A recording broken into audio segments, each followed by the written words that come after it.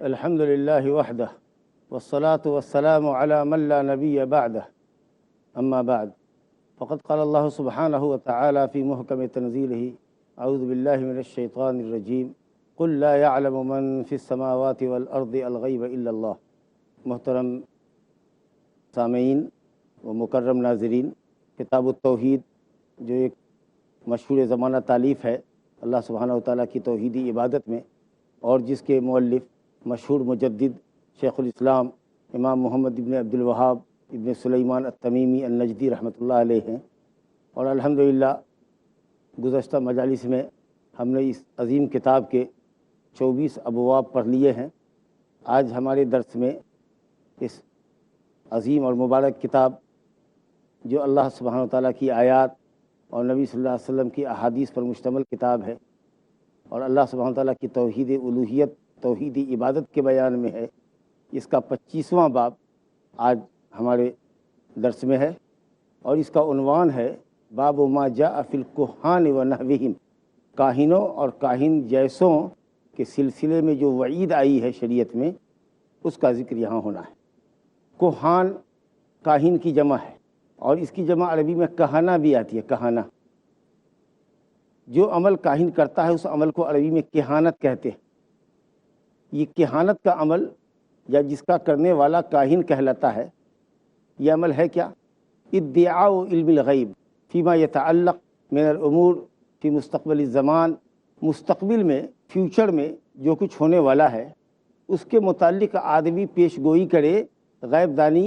کی بنیاد پر، علم غیب کا دعویٰ کرے، اور علم غیب کی بنیاد پر، اس غلط دعوے کی بنیاد پر مستقبل میں ہونے والے حوادث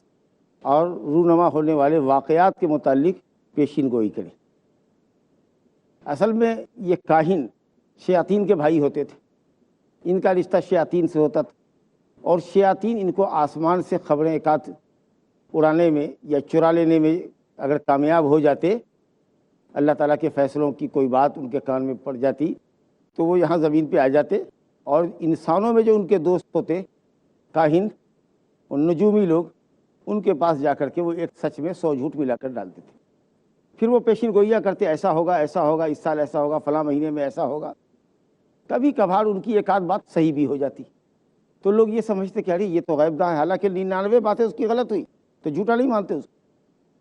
لیکن اگر ایک آدھ بات کبھی صحیح نکل گئی تو سمجھا کہ یہ تو بہت بڑا غیب کا جاننے والا ہے، نعوذ باللہ، اور اس کے پاس لوگ اپنی قسمت کا حال دریافت کرنے کے لیے پہنچ جاتے۔ اور عرب کے جہلا یہ سمجھ کر کے کہ یہ غیب داں ہیں، اپنے بہت سے معاملات کو ان کے پاس لے جاتے تسطیہ کے لیے، اپنے جھگڑوں کو لے جاتے فیصلہ کرانے کے لیے۔ ہر قبیلے میں ایک آدمی ہوتا عرب کے جس کے پاس لوگ اپنا فیصلہ کراتے۔ تو علم غیب کا یہ دعویٰ جو کاہن کرتے تھے یہ بدعقیدگی ہے، کفریہ عقیدہ ہے۔ مستقبل کے تعلق سے غیب کا دعویٰ کرنا جو ان کاہنوں کا طریقہ ہے یہ باطل ہے، اور اسی کے سلسلے میں یہ باب لایا گیا ہے، قائم کیا گیا ہے۔ آج کل جدید سائنسی اور ٹیکنالوجی دور ہے، آج کل بھی کچھ چیزیں پیش گوئی کے طور پر کہی جاتی ہے۔ مثال کے طور پر جن کو فلکیات کا علم ہے،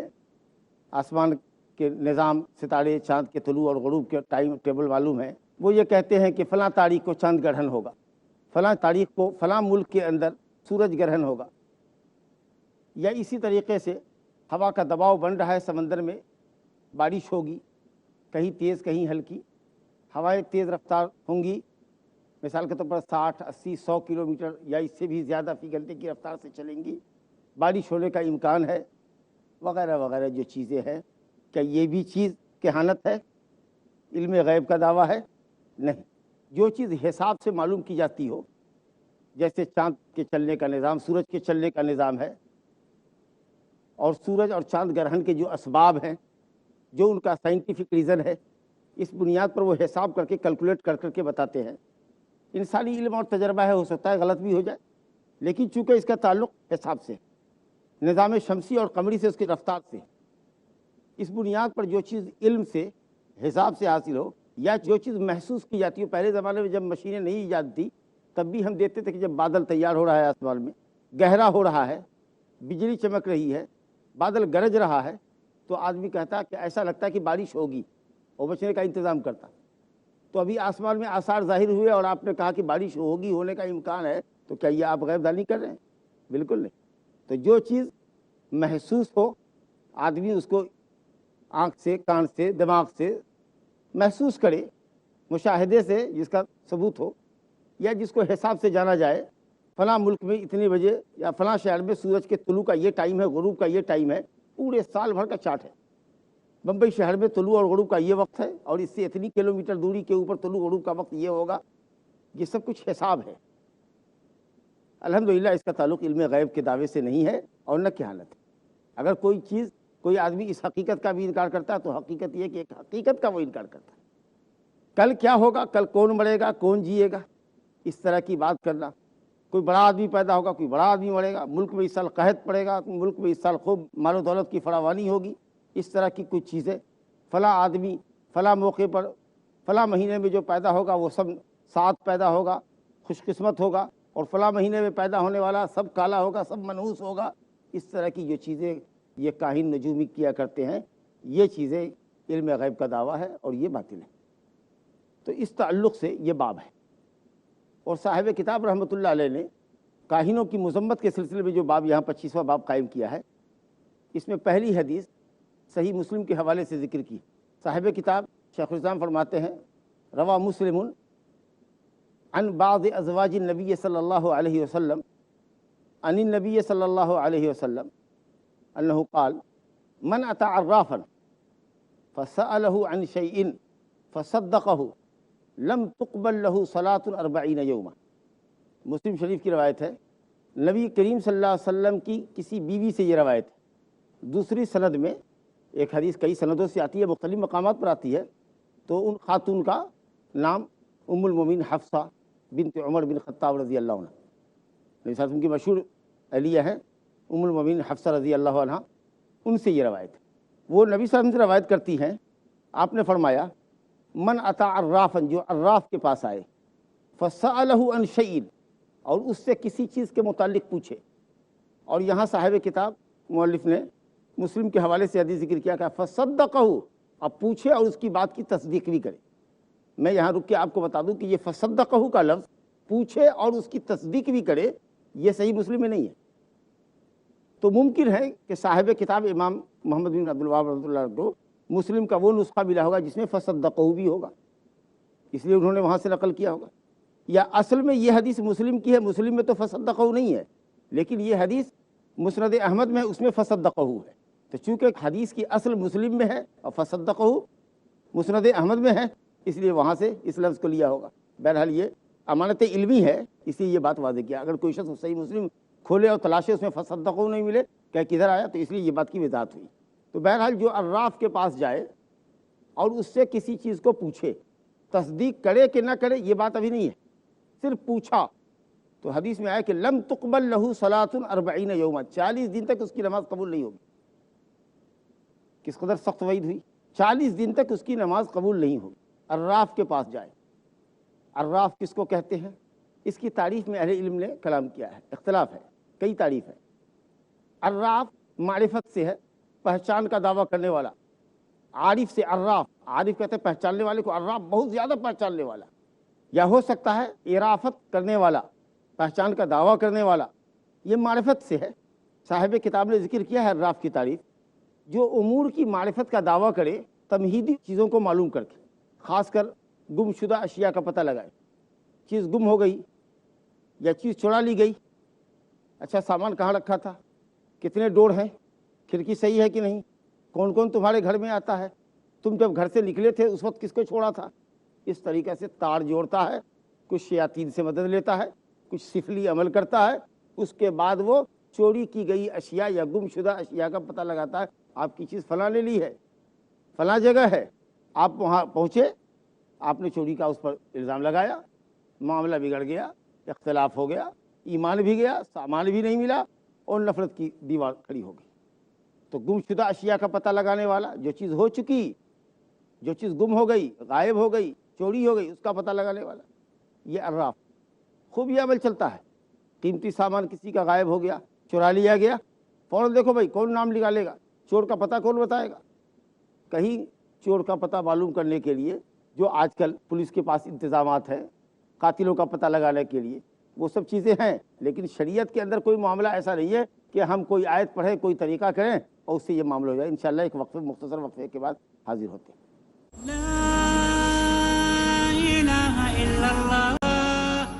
وقفے کے بعد آپ کا استقبال ہے. میں عرض یہ کر رہا تھا کہ جو عراف کے پاس جائے، جو امور کے مقدمات اور تمہیدی چیزوں کے ذریعے مسروقہ اشیاء یا گم شدہ اشیاء کا پتہ لگاتا ہو، یہ بالکل اٹکل پچو چیز ہے اور صرف جھگڑا لگانے کی ایک تدبیر ہے. شریعت میں ایسا کوئی ضابطہ نہیں ہے جس سے چور کا پتہ معلوم کیا جائے، کوئی آیت نہیں، کوئی ایسا عمل نہیں ہے جس کے ذریعے ہم چور کا پتہ لگا لیں. یہ سب اٹکل پچو چیزیں اور شیاطین کی مدد لی جاتی ہے، جیسا کہ میں نے عرض کیا. تو جو شخص عراف کے پاس جائے اور اس سے کسی چیز کے متعلق پوچھے کہ میری چیز گم ہو گئی ہے، میری چیز چوری ہو گئی ہے، اور اس نے کچھ بتایا، تصدیق کر رہا ہے نہیں کر رہا ہے ابھی اس کی بحث نہیں، صرف جا کر پوچھا، تو یہ عمل کتنا سنگین ہے اور کتنا بڑا جرم ہے. آپ اس کا اندازہ کیجئے یہ عمل کتنا بڑا حرام عمل ہے کہ نبی صلی اللہ علیہ وسلم فرما رہے ہیں لم تقبل لہ صلاۃ 40 یوما، 40 دن تک اس کی نماز قبول نہیں ہو. اس کا کیا مطلب ہے ہم اس پر بعد میں آئیں گے، لیکن ابھی آپ کو یہ بتائیں کہ کیا عراف کے پاس جا کر پوچھنا، مطلق پوچھنا، یا پوچھنے کی کئی حالتیں ہوتی ہیں، ان کی الگ الگ تھوڑی سی تفصیل آپ کو لے چلے. اگر کوئی شخص گیا مطلق پوچھا کہ بھئی میری ایک چیز گم ہو گئی ہے بتائیے، تصدیق نہیں کیا، صرف پوچھا، مجرد سوال کر کے آ گیا واپس، تو یہ عمل بھی حرام ہے. کیونکہ حدیث میں کہ جو آیا اور اس نے پوچھا، تصدیق کا لفظ نہیں ہے، تو اس کی 40 دن کی نماز قبول نہیں. ایک شخص عراف کے پاس گیا، اس نے جو بتایا ایک دم اس کی تصدیق کر دی، اعتراف کیا کہ بالکل صحیح کہتے ہو، ہاں اسی نے چوری کی ہے. اگر اس طرح کا عقیدہ ہے تو گویا دعوی غیب میں آپ اس کی تصدیق کر رہے ہیں، اور غیب دانی کا کوئی دعویٰ کرے اور آپ اس کی تصدیق کریں تو آپ نے کفر کا ارتکاب کیا، آپ دائرہ اسلام سے نکل گئے. کیونکہ اللہ تعالیٰ فرماتا ہے سورہ نمل آیت نمبر 65 میں قُلْ لَا يَعْلَمُ مَنْ فِي السَّمَاوَاتِ وَالْأَرْضِ الْغَيْبَ إِلَّا اللَّهُ، کہہ دیجئے کہ زمین میں اور آسمان میں اللہ سبحانہ وتعالیٰ کے علاوہ غیب کوئی جانتا ہی نہیں.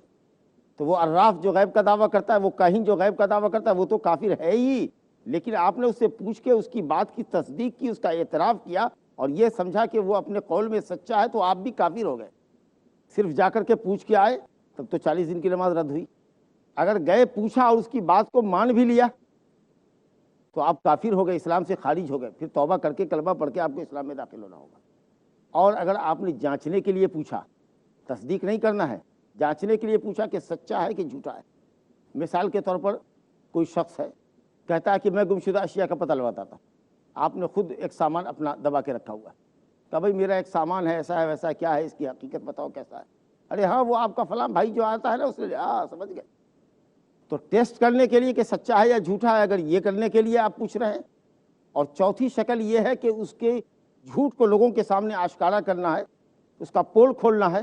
تو یہ چیز جائز ہوگی، کبھی کبھی بلکہ مستحب بھی ہو جائے گی. نبی صلی اللہ علیہ وسلم کے زمانے میں مدینے میں ایک شخص تھا، ابن سیاد لڑکا تھا، وہ کہانت کرتا تھا، اٹکل پچو چیزیں غیبی امور کے تعلق سے پیشین گوئیاں کیا کرتا تھا. تو آپ ایک مرتبہ گئے، اپنے دل میں ایک آیت کو چھپا کے رکھا اور کہا کہ بتاؤ تو میں نے کیا چھپا کے رکھا ہے، ما خبات لک، میں نے کیا تمہارے لیے چھپا کے رکھا بتاؤ. تو کاہن اور نجومیوں کا یہ حال ہوتا ہے کہ ایک آدھی بات کرتے، کہا دخ دخ دخ، آپ نے آیت دخان رکھا تھا، یوم تأتی السماء بدخان مبین، آسمان پہ بڑے دھوئیں آئیں گے قیامت کی علامتوں میں سے. تو اس نے کہا دخ دخ، آدھا کٹا ہوا لفظ. تو آپ نے کہا اخسا ذلیل ہو فلن تعدو قدرک، تو اپنے مقام سے اونچا نہیں جا سکتا، بخاری مسلم کی روایت ہے. تو آپ نے ان کو ابن سیاد کو ٹیسٹ کرنے کے لیے ایک چیز اپنے دل میں چھپائی اور اس سے پوچھا کہ یہ سچا ہے کہ جھوٹا، اس کا جھوٹ ظاہر کر دیا. یا جیسا کہ میں نے عرض کیا کہ کوئی چیز آپ نے خود دبا رکھی ہے لیکن اس کا جھوٹ لوگوں کے سامنے آشکارا کرنے کے لیے، اچھا تم گمشدہ اشیاء کا پتہ بتاتے ہو، بتاؤ تو میری اتنی بڑی قیمتی چیزیں کیسے چلی گئی، میں بہت پریشان ہوں. اس نے کہہ دیا کسی کا نام، کہا بھائی ایمان جھوٹے کہیں کے، وہ سامان تو میں نے خود بچا کے رکھا ہے، اپنے پاس رکھا ہے، تم کیسے دوسرے کا نام، تم جھوٹے ہو، لاغی ہو، مکار ہو، کذاب ہو. اگر اس طرح کی باتیں ہوں تو انشاءاللہ تعالیٰ یہ بات جائز اور مباح ہوگی، بلکہ کبھی کبھی علماء نے لکھا ہے کہ واجب بھی ہوگی، تاکہ اس طرح کے لوگوں کا پول کھولا جائے۔ بہرحال کوئی شخص اگر عراف کے پاس جاتا ہے اس کی 40 دن کی نماز قبول نہیں ہوتی۔ اللہ اکبر۔ اب یہ نماز کے قبول نہ ہونے کا کیا مطلب ہے؟ کیا نماز قبول ہوتی ہے کا مطلب کہ اس کا فرض ساقط ہو گیا، ثواب نہیں ملے گا، یا یہ ہے کہ فریضہ ساقط نہیں ہوگا، اس کو 40 دن کی نماز پلٹانی پڑے گی؟ دونوں معنی مراد ہوتا ہے۔ اگر یہ کہا جائے کسی شخص نے 40 دن تک نماز بلا وضو کے پڑھی، اگر کسی عالم سے فتویٰ پوچھیے تو وہ کہے گا کہ اس کی نماز قبول نہیں ہوئی۔ یہاں قبول نہیں ہونے کا مطلب کہ نماز کو پلٹانا پڑے گا، توبہ استغفار کرنا پڑے گا، اور نماز کو 40 دن کی نماز کو پلٹانا پڑے گا، کیونکہ آپ نے نماز کے لیے جو ضروری شرط تھی وضو کی، پاکی کی، وہ آپ نے پوری نہیں کی، یا کوئی ایسی چیز جو نماز کے منافی ہے وہ چیز آپ کی نماز کے اندر پائی گئی تو نماز باطل ہوگی، آپ کو پلٹانا پڑے گا۔ تو یہاں عدم قبولیت کا مطلب ہے نماز کا اعادہ۔ اچھا ایک چیز ہے، یہاں آدمی عراف کے پاس گیا لیکن پاک ہے، کپڑا پاک ہے، قبلہ کی رخ میں ہے، نماز بھی سنت کے مطابق پڑھتا ہے، تو یہاں نماز کے قبول نہ ہونے کا مطلب ثواب سے محرومی ہوگی۔ نماز اس کی جائز ہو گئی، یعنی اس کو پلٹانا نہیں ہے، لیکن ثواب نہیں ملے گا، کیونکہ اس کا گناہ اتنا سنگین ہے کہ نماز کا ثواب اس کے گناہ کی سنگینی کے سامنے برابر ہے یا نیچے پڑ گیا، اس لیے ثواب سے محروم رہا۔ ایک آدمی اگر نماز کے شرائط کا لحاظ کر کے پڑھتا ہے، صحیح العقیدہ ہے، سنت کے مطابق نماز پڑھتا ہے، ماشاءاللہ اس کا فریضہ بھی ادا ہوتا ہے،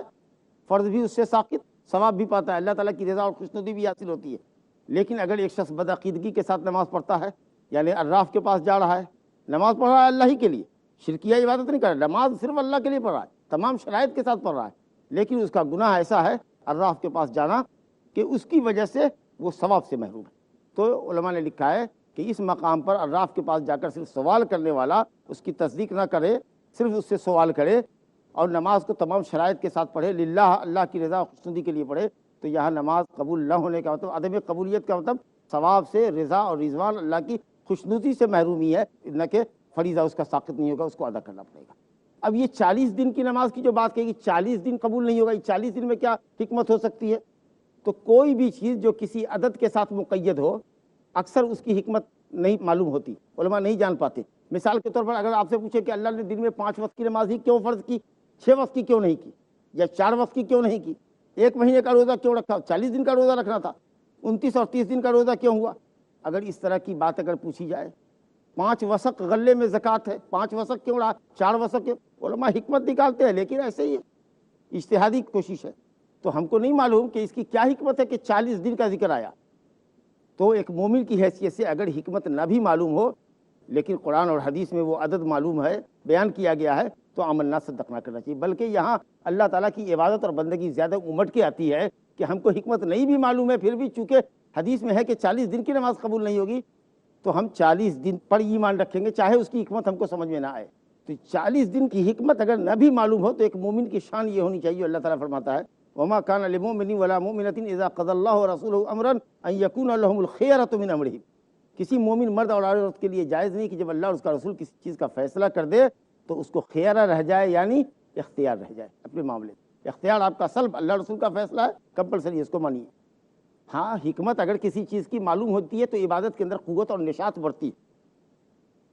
تو اس اعتبار سے تو ٹھیک ہے حکمت معلوم ہونا۔ لیکن اگر حکمت نہیں ہے تو تعبد اور تذلل اور اللہ تعالیٰ کے سامنے عاجزی اور گریہ زاری کے اظہار کے لیے یہ چیز زیادہ ہوتی ہے کہ بندہ حکمت کو نہیں بھی سمجھ رہا ہے، لیکن چونکہ اللہ اور اس کے رسول کا حکم ہے اس لیے وہ اس کو مان رہا ہے، قبول کر رہا ہے۔ تو 40 دن کی نماز قبول اس کی نہیں ہوتی ہے۔ یہ اس شخص کے متعلق ہے جو عراف کے پاس جائے، جو گمشدہ اشیاء کا پتہ یوں ہی اٹکل پچو بتاتا ہے یا مستقبل کی باتیں بتاتا ہے۔ تو اس تعلق سے یہ حدیث سخت وعید میں ہے۔ اور اس کے بعد اسی حدیث کے بعد صاحب کتاب نے اس باب کے اندر ایک دوسری حدیث ذکر کی ہے حضرت ابو ہریرہ رضی اللہ عنہ سے، عن ابی ہریرہ رضی اللہ عنہ عن النبی صلی اللہ علیہ وسلم قال من اتى کاہنا فصدقه بما يقول فقد كفر بما انزل على محمد صلی اللہ علیہ وسلم، رواہ ابو داؤد۔ یہ حدیث ابو داؤد کے حوالے سے ہے۔ حضرت ابو ہریرہ رضی اللہ عنہ راوی ہیں، نبی صلی اللہ علیہ وسلم سے روایت کرتے ہیں، آپ صلی اللہ علیہ وسلم نے فرمایا کہ جو کوئی من اتى کاہنا، کسی کاہن کے پاس آئے، اور کاہن کا معنی آپ سمجھ چکے ہیں کہ جو مستقبل کے تعلق سے علم غیب کا دعویٰ کرے، اس کاہن کے پاس جائے، فصدقہ بما یقول، اور اس کی بات کی تصدیق کرے، جو کچھ وہ کہہ رہا ہے اس کی تصدیق کرے، جو بھی حالانکہ وہ بات بھی کہہ رہا ہے جس کے صدق کا احتمال ہے، پھر بھی آپ اس کی تصدیق مت کیجیے، کیونکہ اصل یہ ہے کہ وہ جھوٹ بولتا ہے۔ تو اگر ایک آدھ بات صحیح بھی بول رہا ہے تو بھی آپ اس کی تکذیب کیجیے، اس بات میں بھی سچا مت کہیے۔ فصدقہ بما یقول، ما کلمہ عام ہے، جو کچھ بھی وہ کہہ رہا ہے، جس بات کی صداقت کا احتمال ہے اس میں بھی آپ اس کی تصدیق مت کیجیے، تم جھوٹے ہو۔ تو اگر آپ اس کی تصدیق کسی بات کی کرتے ہیں، کاہن کے پاس جا کر اس کی بات کی تصدیق کرتے ہیں، تو کہا گیا فقد کفر بما انزل علی محمد، تو اس نے انکار کر دیا اس شریعت کا جو محمد صلی اللہ علیہ وسلم پر نازل کی گئی تصدیق کرنے کے بعد، کیونکہ وہ علم غیب کا دعویٰ کر رہا ہے اور آپ علم غیب کے اس کے دعوے کی تصدیق کر رہے ہیں، گویا آپ یہ مان رہے ہیں کہ اللہ کے علاوہ بھی کوئی کائنات میں غیب جاننے والا ہے۔ اور جو آدمی اس طرح کا عقیدہ اور نظریہ رکھے کسی کے متعلق غیب دانی کا دعویٰ کوئی کرے کہ میں غیب جانتا ہوں، یا کوئی کسی کو اللہ کے علاوہ غیب داں سمجھے، تو دونوں ہی کافر ہیں۔ تو اسی لیے کہا گیا کہ جو کاہن کی تصدیق کرتا ہے فقد کفر بما انزل علی محمد صلی اللہ علیہ وسلم، اس نے محمد صلی اللہ علیہ وسلم پر نازل شریعت کا انکار کیا، کیونکہ محمد صلی اللہ علیہ وسلم پر جو اللہ نے شریعت نازل کی ہے قرآن اور حدیث کی، اس میں صاف لکھا ہوا ہے قل لا یعلم من فی السماوات والارض الغیب الا اللہ، اللہ کے سوا آسمان اور زمین میں غیب کو کوئی نہیں جانتا۔ تو غیب کا دعویٰ یہ شریعت واضح کر رہی ہے کہ قرآن میں واضح ہے سورہ نمل آیت نمبر 65 میں کہ غیب اللہ کے سوا کوئی بھی نہیں جانتا، اور آپ نے اس کی تصدیق کی، لہذا آپ اسلام سے نکل گئے۔